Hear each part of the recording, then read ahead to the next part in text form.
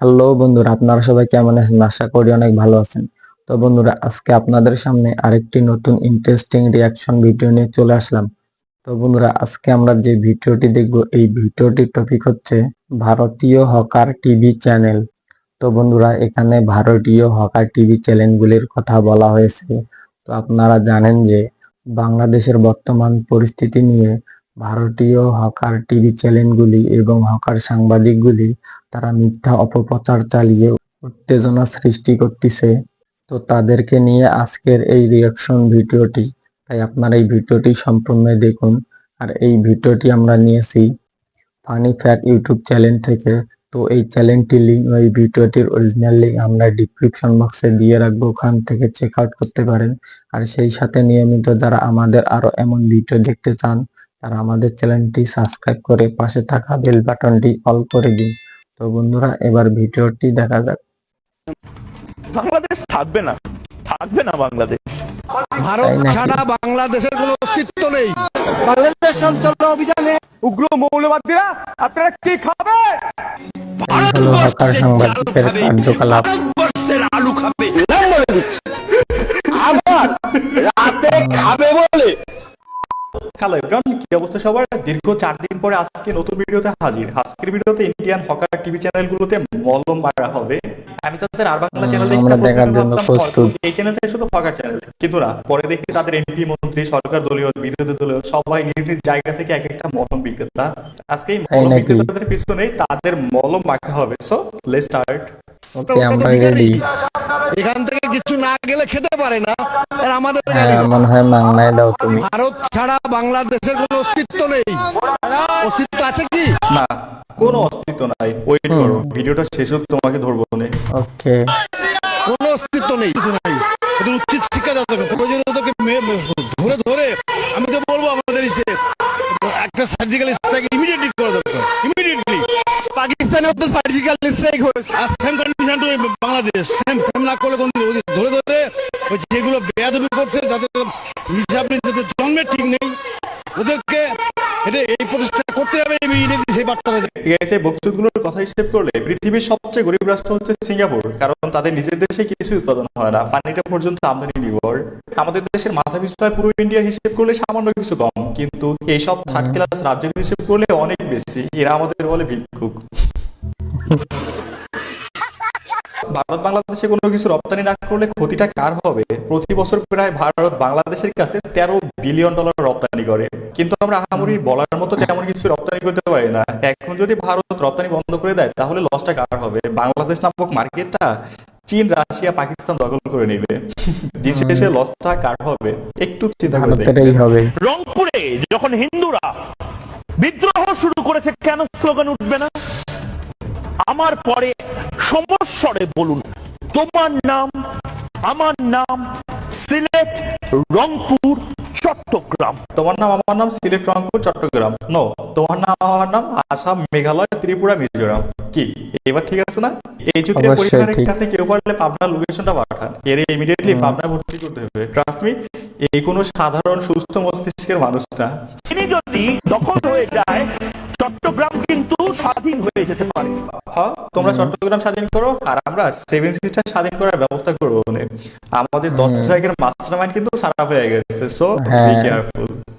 ভারতবর্ষের চাল খাবে, ভারতবর্ষের আলু খাবে, ভারতবর্ষের পানি খাবে, ভারতবর্ষের বিদ্যুতের আলো নেবে।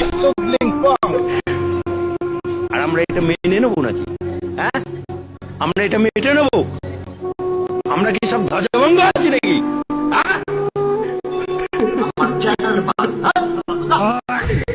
যেভাবে কইতেছে না, মনে হচ্ছে আমরা তাদের থেকে ফ্রিতে ভিক্ষা নেই। এরা রিয়েলিটি মানতে চায় না, আমরা টাকা দিয়ে কিনা নেই। আর তারা কি করছে? আমাদের মেয়েকে ফ্রিতে নিয়ে গেছে, এখন ডজনে ডজনে যৌতুক চাইতেছে। আমরা শুধু সহ্য করতেছি। দেখেন, হঠাৎ একদিন অপহরণ মামলা করে দেব। প্রস্তুত নেন। আজকে সনাতনী হিন্দু হিন্দু করছে। এই শুভেন্দু আমার সামনে কুরবানির দিনে 1 বাটি না, 2 বাটি না, 3 বাটি গরুর গোশত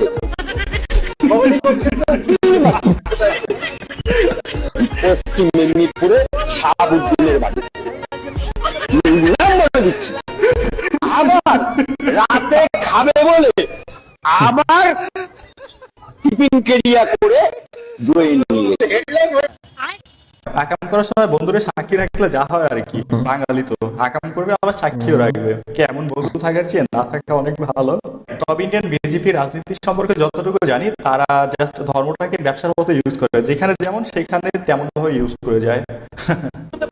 শুভেন্দু অধিকারী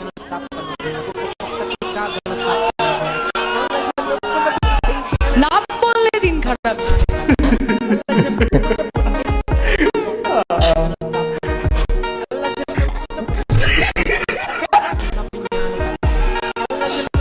নামটা বললে একেবারে মুড চটকে যায়, দিন খারাপ যায়। কি কালো বলে বিড়ালের মতো রাস্তাঘাটে ফাট করে বেরিয়ে গেল। নিঃসন্দেহে তুই ঠিক কথা বলেছিস। মাথাটা গেছে।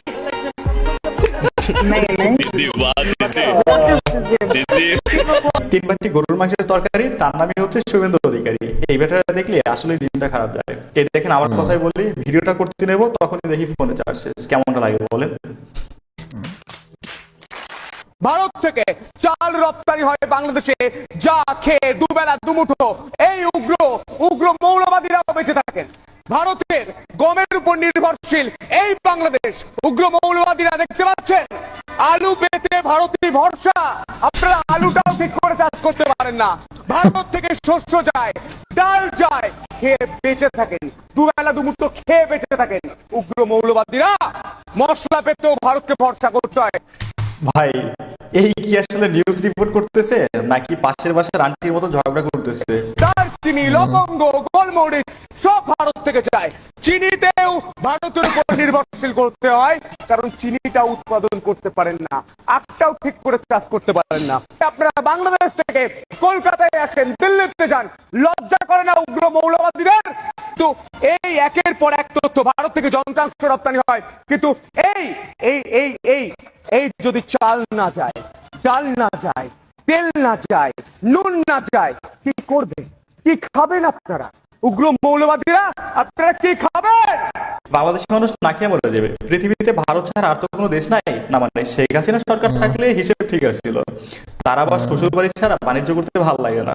এখন আমরা বিকল্প খুঁজতে শুরু করেছি। গতকাল দেখলাম পাকিস্তানের সাথে 25,000 টন চিনি আনার চুক্তি হয়েছে, যেটা আগে ভারতই আমাদের দিত। এখন লসটা কাদের হলো? ব্যাঙের মতো না লাফাইয়া ব্রেনটাকে ইউজ করেন, শালা বকচুদ। বাংলাদেশের মানে পর্যটকরা তো নেই, এখন কেমন চলছে?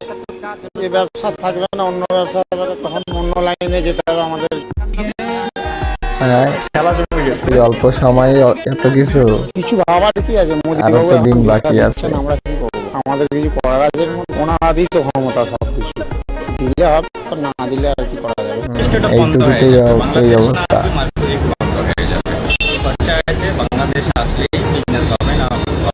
নিঃসন্দেহে তুই ঠিক কথা বলেছিস। মানে 70 টাকা তো মানতে হবে। বোঝো ঠেলা। কলকাতা দাদাদের বলতেছি, 70 টাকা তো মাইনে নিতে হবে। তোমরা রিয়েলিটি মাইনে নাও, যত তাড়াতাড়ি রিয়েলিটি মাইনে নিবে ততই মঙ্গল। বাংলাদেশের উপর নিয়ন্ত্রণ এটা আর চলবে না, তো ওইটা পুরনো ইতিহাস ভুলে যাও। বাংলাদেশ একটা স্বাধীন দেশ, এটাকে স্বাধীনভাবে বাঁচতে দাও, অধিকার আর খাটাইও না। আর এদিকে শহর কলকাতার ছবিটা একটু দেখাই। ফাঁকা করছে রাস্তা, ফাঁকা হোটেল, রেস্টুরেন্ট, বাংলাদেশের অশান্তির আঁচ যেন এসে পড়েছে কলকাতার মার্কো স্ট্রিটে। টানা অশান্তির ফলে বাংলাদেশ থেকে আর কলকাতায় আসতে পারছেন না পর্যটকরা, ফলে মার খাচ্ছে মার্কো স্ট্রিট। চলছে বাংলাদেশ, আর সেই আগুনে ক্ষতিগ্রস্ত হচ্ছে এবার বাংলার ব্যবসা বাণিজ্যের একাংশ। বিশেষ করে বাংলার মানুষজন এপারে আসা কমিয়ে দেওয়ায় ক্ষতির মুখে কলকাতার হোটেল এবং বৈদেশিক মুদ্রা বিনিময় কেন্দ্র। এবার বাংলায় এলে বাংলাদেশিদের প্রথম ঠিকানা কলকাতার মার্কো স্ট্রিট। এখন সেই মার্কো স্ট্রিটের চেহারাই যেন মলিন। ওপার বাংলার জেরে প্রভাব পড়েছে পরিবহন ব্যবসা, হোটেল ব্যবসা এবং রেস্টুরেন্ট ব্যবসায়, যার ফলে আগামী দিন আরো বড় ভয়ঙ্কর দিন আসতে চলেছে, অন্তত ব্যবসায়ীরা সেটা বলছেন। মানে কি বলবো, মানে খুবই খারাপ, নাই বললেই চলে। দেখতে পাচ্ছি শুধু রেস্টুরেন্টের কর্মীরা রয়েছে। কেমন হচ্ছে? এই জন্য আমি কাস্টমার রাখছি না। এখানে ভিসা দিবে তবে তো এখানে আসবে লোক, এখানে আসে না লোক। বৈদেশিক মুদ্রা বিনিময় অফিসগুলিতে অন্য বছর এই সময় লাইন পড়ে যেত, কিন্তু এখন একেবারেই ফাঁকা। দেখলেন তো দাদাদের ব্যবসা লালবাতি, মুখের যেহেতু তার পেট চলে না, এখনো সময় আছে, রিয়েলিটি মাইনা নাও। বাংলাদেশের মানুষ তোমাদের দেশে ফ্রিতে ভিক্ষা নিতে জানা, নিজের টাকা খরচা করে আসে, এটাই দিন শেষে তোমাদের লাভ। তো আমি খবর পাইছি যে এরকম ভাঙচুর হইতেছে, ইন্ডিয়া থেকে ফোন আইতেছে, প্লাস আমাদের সিএম এর পিও এরা আমারে ফোন করতেছে। তো আমি এখানে আসিয়া দেখছি যে না, কোনো কিছু হই নাই। এই ভাইগুলা কিন্তু মন্দিরের অনেক যত্ন নিতেছে।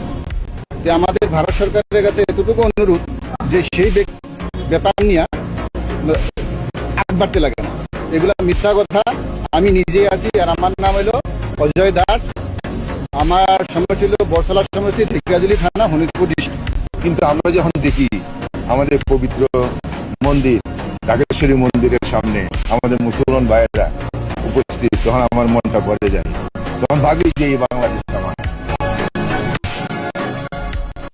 ভারত থেকে বাংলাদেশে পর্যবেক্ষণ করে ঘুরে দেখতে আসা ভারতীয় নাগরিকদের কথা এটাই আমাদের দেশের আসল চিত্র।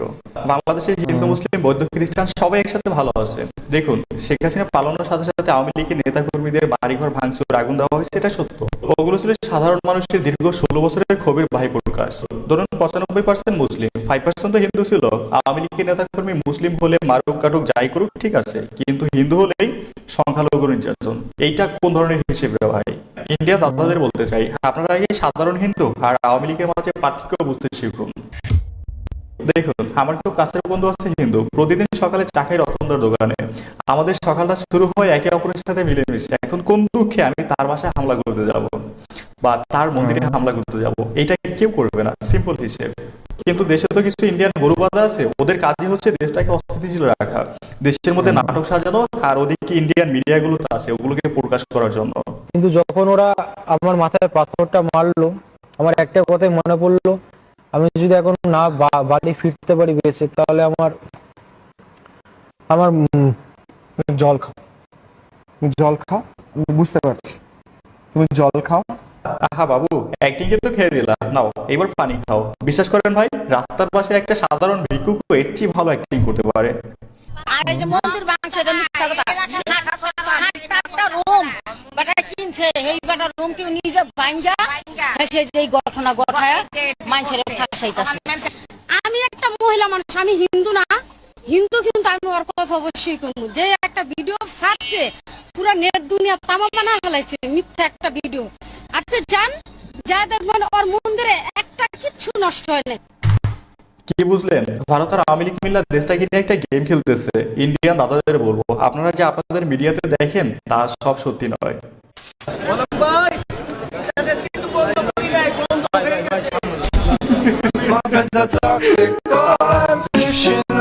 ইন্টারনেট বন্ধ হয় নাই, বন্ধ হয়ে গেছে। আপাতত দেশের ইন্টারনেট ঠিকই আছে, কিন্তু পলক চাচুর ইন্টারনেটই বন্ধ আছে। এখন এভরিডে উল্টো করে ইন্টারনেটে পানি ঢুকানো হয়। এইভাবে যে আর কতদিন চলে আল্লাহই ভালো জানে।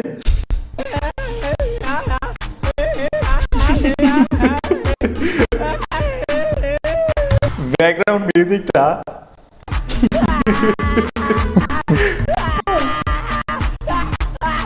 কার কাছে যেন 20 রাউন্ড গুলি আছে, মানে 20 রাউন্ডে 6 মাত্র 1 রাউন্ড দেওয়া হয়েছে, এখনো 19 রাউন্ড বাকি আছে। তাতে এই অবস্থা। পুরো 20 রাউন্ড ভরলে চোখের পানি মোছার মতো কাউকে পাওয়া যাবে না।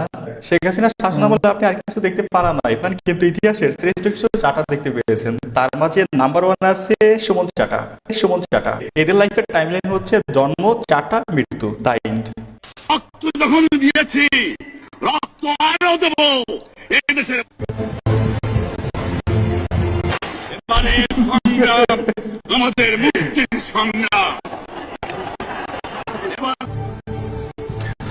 প্রাচীন বাংলাদেশের ডিসেম্বর মাসে কাউকে কল করলে এই ভাষণটা শুনতে পাওয়া যেত। এখন সেই ভাষণটা খুব মিস করি, অনেকদিন হয়ে গেল শোনা হয় না।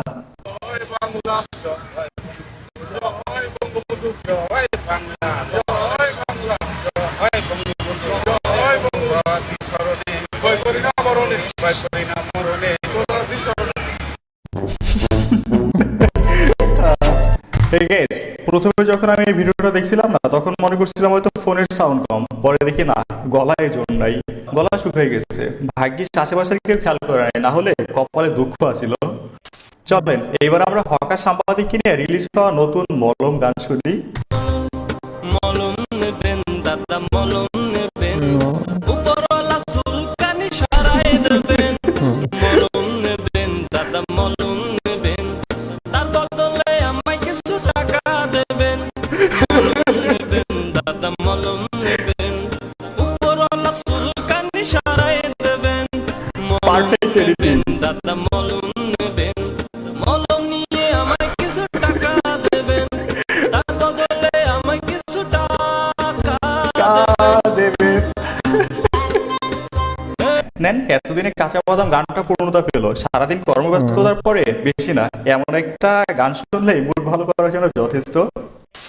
ধর্ম ক্লাসে হুজুর অনুপস্থিত থাকায় যখন হিন্দু ধর্মের শিক্ষক ক্লাস নিতে আসে, মুসলমান সম্প্রদায় মনে হয় হয়তো যে এটার মধ্যে কোনো ভাগাভাগি নেই, কিন্তু দুটো ভাগে বিভক্ত, শিয়া এবং সুন্নি।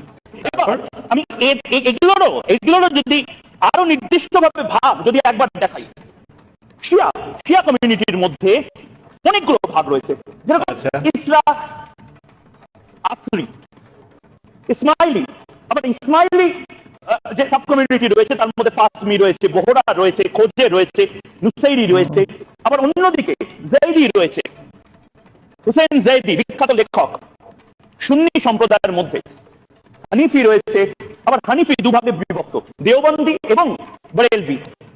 মালিকি রয়েছে, সাফুই রয়েছে, হামলি রয়েছে, সেলভি রয়েছে, আহমেদিয়া রয়েছে। বিশিষ্ট ধর্মবিজ্ঞানী আছে ইসলাম ধর্মের মধ্যে ভাগ দেখাইতে। ইনি না বললে হয়তো এগুলো জানতামই না। থ্যাংক ইউ অজানা জিনিসগুলো জানানোর জন্য।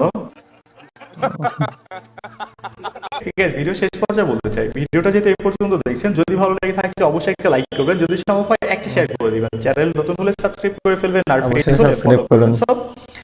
বাই। তো বন্ধুরা, আমরা অবশেষে এই ভিডিওটির মাধ্যমে ভারতীয় হকার সাংবাদিক এবং টিভি চ্যানেলগুলোকে অনেক সুন্দরভাবে মলম লাগাই দিলাম।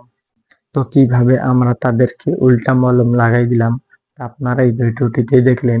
তো এই ভিডিওটি সব মিলে কেমন লাগলো আপনারা অবশ্যই কমেন্টে জানাবেন। আর ভিডিওটি ভালো লাগলে লাইক কমেন্ট বেশি বেশি করে শেয়ার করে দিবেন। নেক্সট টাইম কেমন ভিডিও পেতে চান আপনারা অবশ্যই কমেন্টে জানাবেন।